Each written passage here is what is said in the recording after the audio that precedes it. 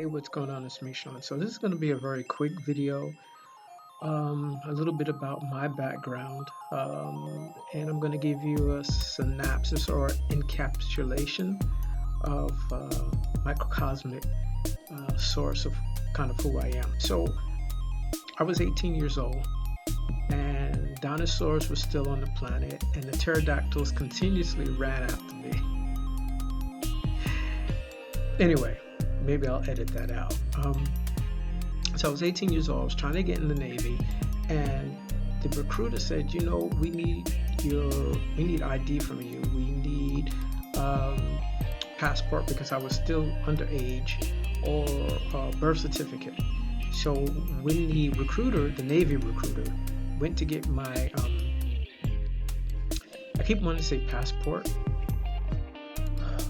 edit, um, birth certificate. He says, "Oh, I couldn't find your birth certificate. I don't know what's going on." So my mom was like, "You know, you're messing things up.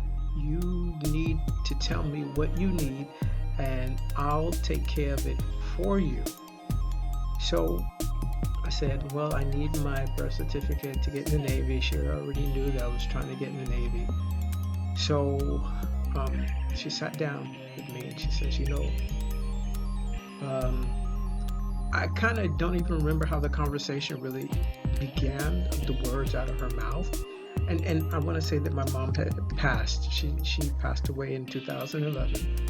Um, but she said to me at that time, you know, your uncle was messing around with this girl, and this girl was separated from her husband. And on your birth certificate, it says, prior to this birth, number of children it says 3 boys. It circled the number 3 and it circled boys, the word boys. So in actuality, I found out that I had 3 older brothers. And it said that, and my mother continued on, and she says, "You know, I was so lucky to get you because I could not have children because of an accident that I had when I was younger." And uh, so I was happy to adopt you, and I adopted you at 3 days old, and that's why the rest of the family doesn't know anything about it. They thought in actuality that I carried for 9 months, and in actuality I adopted you. And that was crushing to me because I always loved my mother, and my mother always gave me hugs and told me that she was proud of me. And so that was really crushing to me. And my first thought, even though I was 18, was like, I'm going to get shipped off to this other family that I don't know and we're related. And I didn't want that at all. But we got past that part. She says, "No, that's not going to happen. But I want you to know that your Uncle Earl, who was my mother's brother, was playing around with this girl, and you know, they were both adults, and she tried to abort you in the hallway, and we found her in the hallway with a wire hanger, and we were really afraid of blood poisoning, and it was so much blood, and we called the ambulance, and she actually gave birth to you, and I adopted you 3 days later. Um, but what didn't click is that, and my mother didn't progress with this one.